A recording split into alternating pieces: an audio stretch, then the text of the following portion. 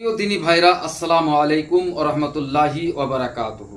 আজ আপনাদের কাছে একটা গুরুত্বপূর্ণ ভিডিও নিয়ে এসেছি যে সম্মুখে আমাদের কোরবানি।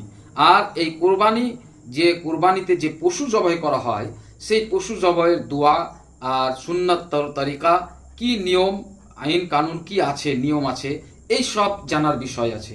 ব্যাপারটা হলো কোনো নিয়ম কানুন নতুন নয়, সবই পুরাতন, ওই একইবারে। কিন্তু আমরা অনেকেই জবাই করি না, একেবারে বৎসর ঘুরিয়ে আমরা জবাই করছি বলে হয়তো দোয়া কারো মুখস্থ আছে, কারো কেউ বাবা ভুলে যায়। তো সেটাই রিভাইজ করাবার জন্যে আপনাদেরকে আজকে ইউটিউবে আমি এই ভিডিওটা বহুত অনুরোধে বানিয়েছি।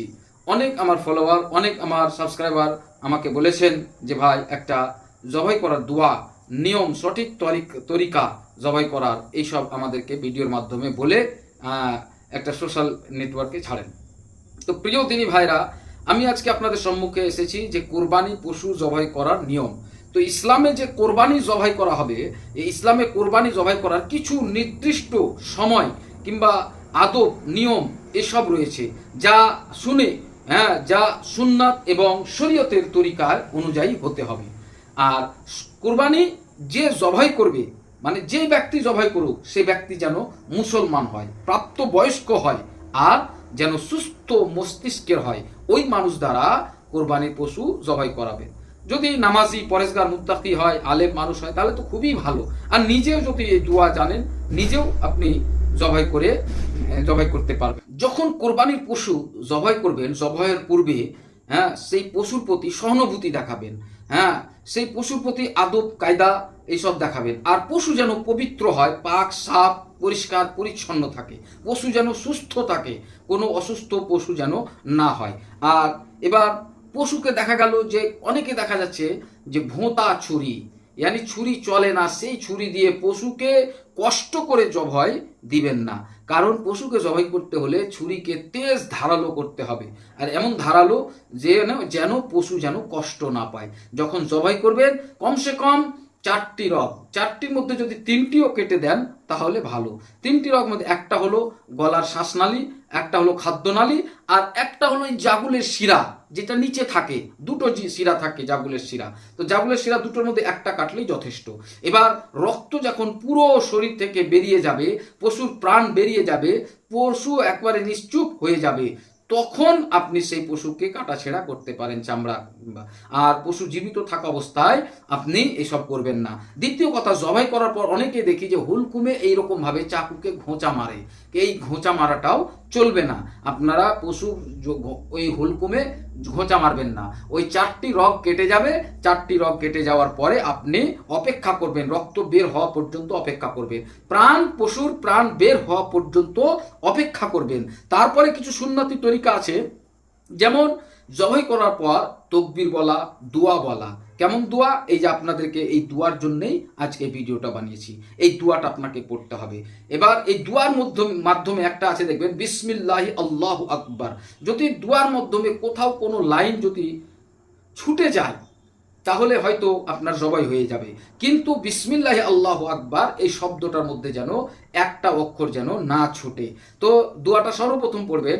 ছুরি যখন তেজ করবেন, কোনো পশুর সামনে অন্য পশুকে জবাই করবেন না। আর পশুর সামনে ছুরি তেজ করবেন না, ধারাল ছুরি ধার করবেন না।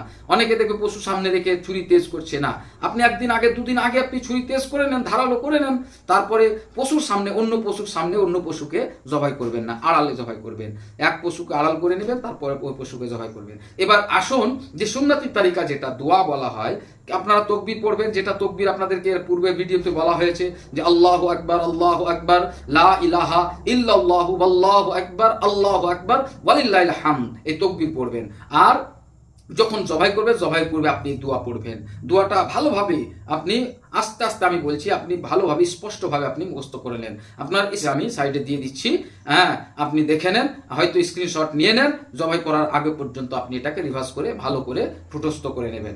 দোয়াটা সর্বপ্রথম আপনি ছুরি হাতে করে নিয়ে আপনি পড়বেন, ইন্নী ওয়াজহাতু ওয়াজহা লিল্লাযী ফাতারাস সামাওয়াতি ওয়াল আরদ হানিফা ওয়া মা আনা মিনাল মুশরিকিন ওয়া নুসুকি ওয়া মাহইয়াই ওয়া মামাতি লিল্লাহি রাব্বিল আলামিন লা শারিকা লাহু ওয়া বিযালিকা ওয়া উমিরতু ওয়া আনা মিনাল মুসলিমিন। এই দোয়াটা হলো, এবার বলবেন আল্লাহুম্মা মিনকা বিসমিল্লাহি আল্লাহু আকবার, জবাই করে দিলেন।